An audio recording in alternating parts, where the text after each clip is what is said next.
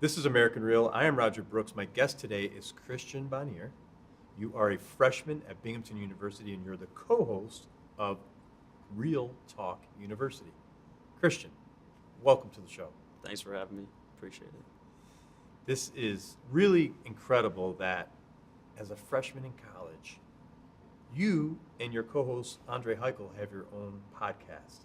Tell us about it. How did it happen? Right. And tell us about it's just blowing up. So how are you feeling? Good. So before he even approached me with the idea, I was sitting looking around campus one day, and I realized that even for the business school, especially for them, they really train you to go work for somebody else. There's no real opportunity that I was aware of to start your own venture, start your own company. They just want to breed you to become the next Big Four accountant employee or the next financial advisor. It is good to go work that route. It's not a bad route at all, but I feel like I don't know if it's for me, especially after talking to Andre for a couple months, because he was really pushing the whole entrepreneurship side because his family background is big into that. So then in October, he came to me with the idea of starting a podcast about entrepreneurship and interviewing really successful people. So I just jumped right on it. I know Andre's really driven, really successful, so it wasn't really a question for me. It was a no-brainer to go right into it. And then from there, we did a few solo episodes filmed at the local incubator, which we're at right now. And we've since branched off into interviewing high-level guests such as Peter Sage, Steve Sims, DHH, who wrote a really good book called Rework. And then from there, it's just taken off. I didn't really know where it was going to go when we first started, but where we're at, if I was to sit back and say 5 months from now we'd be interviewing these type of people, I would have told you were crazy. So it's off to a good start. No, that's awesome. And you guys are into episode what now? 20? 29. 29. So you've been doing this for 3 or 4 months, 29 episodes in. And I give you the most credit because of your consistency. I've taken a podcast course with several dozen people from around the world, and very few are still doing it. Really? So the fact, and very few put out even more than, say, 10 episodes. So the fact that you guys are consistent with it, you're still in school, and you're maintaining this wonderful podcast, kudos to you. Thanks. I think it's gotten easier over time, because at first we were looking for guests and we were just looking locally, like Andre's grandfather and his friend John. But since then we've reached out to hundreds and hundreds of people via Instagram and Twitter, and I think we have 12 episodes in our funnel right now waiting to be released. So it was a bigger problem at first than it is right now. We picked up a pretty good amount of momentum. That's awesome. No, and I know your guest list is just incredible. You mentioned some of the people like Steve Sims, Peter Sage. Who are some of the other people that are on your wish list? I really want to get Dave Portnoy with the whole trend of America. He's big into Barstool Sports, patriotism, all that stuff. He's a really funny guy. Another guy I would like to get, which is pretty crazy, is Elon Musk. And actually somebody that we interviewed, Eric Damier, he is on a texting basis with Elon Musk. So just the fact that people that we want, these high-level guests, are 1 degree of connection away from us is really hard to think about, and it's really exciting. So I'm hoping to get some of those guys in the future. And I want to get some athletes. I'm a big sports guy. I would say Antonio Brown, but he's gone, so I don't want to get him. I would like to get Tiger Woods, Stephen Curry, Michael Jordan, LeBron James. Just shoot for the stars with these guys, really. That's awesome. And at the end of the day, these guys are just average guys, right? Just like us. People are people. And I think it's good for you at your age to see that. I know when I was your age, when I was thinking about these big stars or athletes or entrepreneurs, they seemed out of touch. Today, things are, the world's a lot smaller, so you're able to reach out to someone, as you said, on Instagram and have a conversation with them, over Zoom or however you guys do it, that is really incredible. And the lessons that these people are bringing to both of you as well as your listeners, it's just fascinating, and it's really invaluable. It really is. Whenever I'm stressed out or I need a good perspective on my life, I sit back, play an old episode. A big one for me is a guy, Peter Sage. He's really insightful, has a lot to say about mental health. And he basically said, all the stress that you have in your life is perceived. You're never going to be at a point where you're dying. He pretty much said, they'll force feed you food if you don't have any money. So you might as well just go for what makes you happy. Don't worry about where you're going to be in the future. Just be happy in the present moment, and everything will just work out. So that's awesome. That's awesome. So tell us a little bit more about you. Where are you from? Yep. Where'd you grow up? And I know health and fitness is really important to you too, so I'd love to know. Right. So I'm from the Albany, New York area, about halfway between Albany and Saratoga. If you ever heard of Saratoga, the race course up there, the horse racing track. So a town called Clifton Park. I've lived there all my life. Besides a few years, I've bounced from house to house with my mother. My dad's always been in a small town called Schaghticoke, so that's pretty cool. But from like in 10th grade, I really flipped the switch, like you said, with the fitness. I was out of shape. My dad suggested a gym for me called Metabolic Meltdown. Shout out to Matt Phelps and those guys. So I went in the first day on a free trial, and they said, "Did your dad sign the waiver?" And that just freaked me out. I'm like, why is there being a waiver sign? Like, am I gonna have a heart attack during this? But the trainers were really open and inviting. So I went to that workout, came back the next day, kept going, picked up steam. Fast forward to 2 years later, I lost about 30 pounds, became confident in my own body, like put on some muscle, and now I'm really liking where I'm at with that. So it's been a transformation, definitely. And also, I went to Shenandoah High School, kind of on the map right now for Hawks player and Kevin Herter in the NBA right now.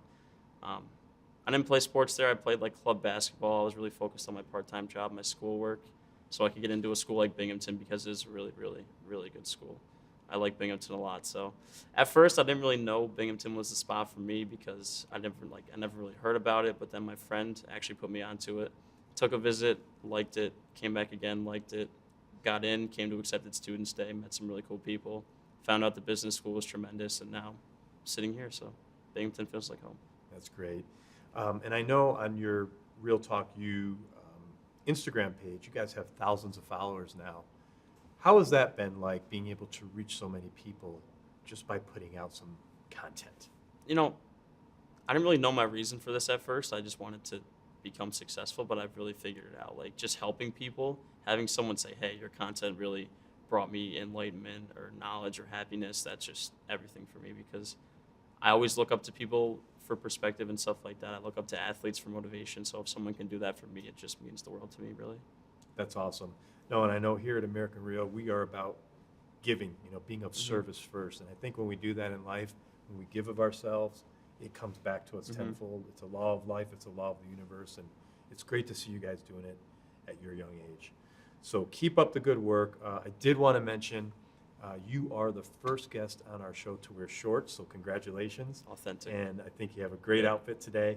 I know you're on spring break this week, so enjoy your week off and get refreshed for the last term here. Absolutely. It's flying by the way. Like, it's already March. I feel like in August I just got here and met Andre for the first time, so trying to cherish my days here while I can. So awesome. Well, Christian, keep up the good work. Welcome to the American Real family. We'll stay in touch. We'll watch you closely and keep on doing what you're doing. Absolutely. Thank you. Thanks so much. Thanks. This is American Real. I am Roger Brooks. My guest today is Andre Haykal. You are the co-host of Real Talk University. You're a freshman at Binghamton University. And Andre, as I call you, AJ, welcome to the show. Yeah, it's a pleasure to be here. Well, look, I talked to Christian earlier. He told a little bit about the story, but you and I were at a wedding together back in the early fall. And we were talking about American Real, and you had expressed interest to me of potentially starting your own podcast. And here we are just a few months later, and I just have to say, wow, you are doing an amazing job. Yeah, I appreciate it. I mean, it's actually crazy to just think back to that exact moment at Ramey's wedding. We got into a conversation about what you were doing. I just heard some of the things that you were doing with entrepreneurs that I looked up to. Obviously, I was into startups and entrepreneurship before that, so just to hear that you were able to interview some of these people, it really just opened my eyes to the potential of starting a podcast. And from there, like, the rest is just putting in the work. So let's talk about this little journey of yours over the past couple of months. I know in the beginning it's usually intimidating, but you guys really took any of the hardship out of it and just did it. You didn't really worry about if there were technical issues. I know we talked about a lot of this behind the scenes, but you just kind of plowed through it. And how have you done that? yeah, I feel like that's actually the only way it would have gotten done. Because, like, I myself, like, I was camera shy, obviously, always have been.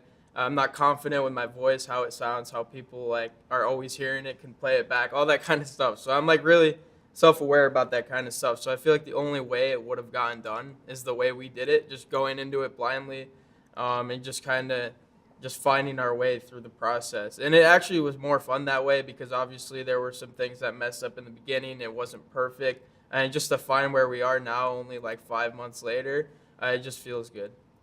Yeah, no, and you talk about how we feel we're self-conscious about our own voice. I think we all feel that way. We don't like to see ourselves, hear ourselves, and it's a good kind of life lesson, right? I know you did our live tribe where we asked people to go into our private Facebook group and for 21 straight days do a 1-minute video. What was that experience like for you? And did that play at all into the confidence you're building in yourself and in your show? Yeah, 100%. Like when I first started the live tribe, I was it felt pressured almost. So a lot of my videos were kind of forced. Obviously, I did them a few times. Except with the live videos, you can't go back and redo it because you're live, which I thought was a great feature because it kind of forced myself to like be who I really am. So I think I found myself over the 21 days like using it as a tool for myself to kind of document my progress, what I was doing each day, what I was focused on.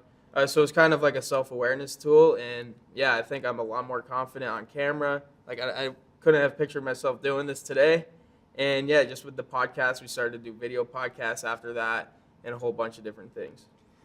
What advice, AJ, do you have for other college kids out there that might be thinking about doing their own thing, whether it's a podcast or something entirely different? It may be some type of entrepreneurship idea that they have. What advice do you have for them? Well, I think the number one thing to say is just ideas are just that. They're just ideas. And I always struggle with that as well. Like everyone has these great ideas, but the only thing that you have to do is to take action because those ideas are worthless unless you put them into action. And I found that out through doing the podcast. Some people obviously criticize the idea at first, but you just got to kind of put that noise aside and focus on what you want to do. And especially at such a young age, there's so many opportunities out there. So like you're gonna have to get involved. You're gonna have to try different things to actually find out what you like to do. It's not just gonna fall into your lap. So I just think the number one thing is to be proactive about everything you do. Awesome. Who have been some of your most favorite guests on the show thus far? Yeah, I think it's always gonna go back to the episode with my grandpa. He's always just been like a huge inspiration for me. Like growing up, obviously with the entrepreneur mindset. And then some of the recent guests, I think Peter Sage was a great one. Like just the way he thought was incredible. It's something we've never heard before. Another great one was Steve Sims. He was a really cool guy. He kind of just showed us that like it's okay to be yourself. You don't have to try to fit in with society, and you could do a lot of great things through networking. And another great one we did that we haven't released yet was with Adam DeGrosse. He's a Post Malone's photographer. And one thing I liked about his episode was that like you don't have to have the fancy equipment. You don't have to have the college education that a lot of these people are paying crazy amounts out of their pocket for. It's kind of just like I just mentioned earlier, putting everything into action, trying different things, and figuring out what works best for you. Awesome. Who are some of the guests that you want to interview in the future? Oh man, it's a long list. A few notable ones I'd say is Tony Robbins. I've been following him for like ever since I got into entrepreneurship. Just his videos are super inspiring. His mindset, obviously. Another one I think would be cool but controversial is Donald Trump. I just think like his entire life story is absurd, especially the last few years with his presidency. Like there's a lot that you could talk about with that.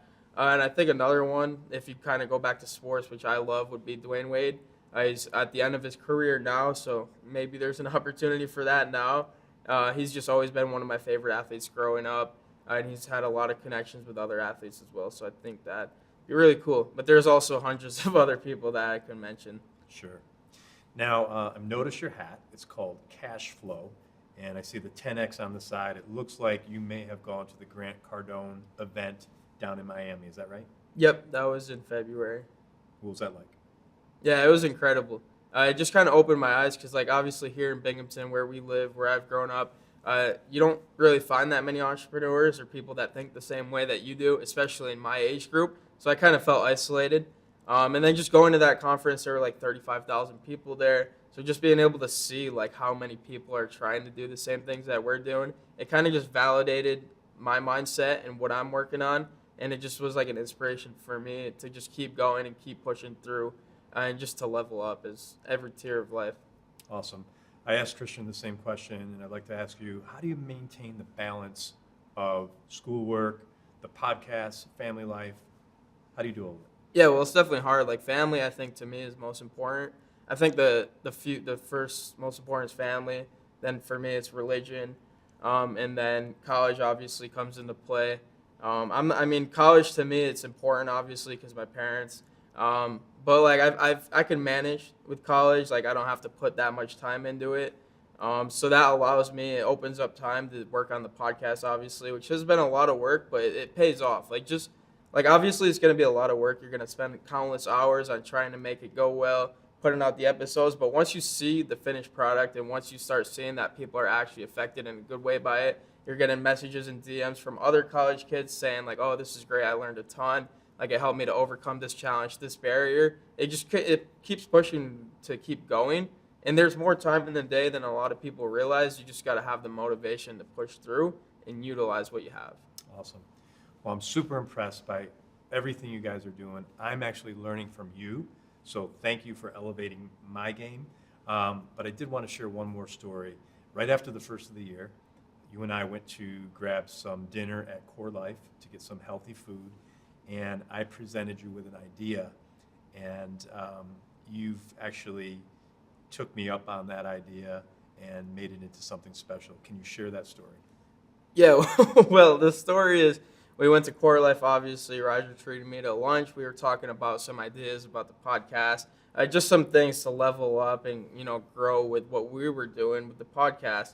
And as I'm standing in line, I'm ordering. He's telling me all these ideas. And then he pitches me an idea to write a book. He goes, "AJ, you're going to write a book." And I'm thinking, okay, I'm just going to get my salad. He's joking. So, we have lunch, and he keeps bringing up this idea about the book. And, like, I've never been a good writer. Like, I hated writing. I was always ridiculed about my writing. I feel like my English is just not good at all. And, like, writing class in high school was always something that I just didn't enjoy.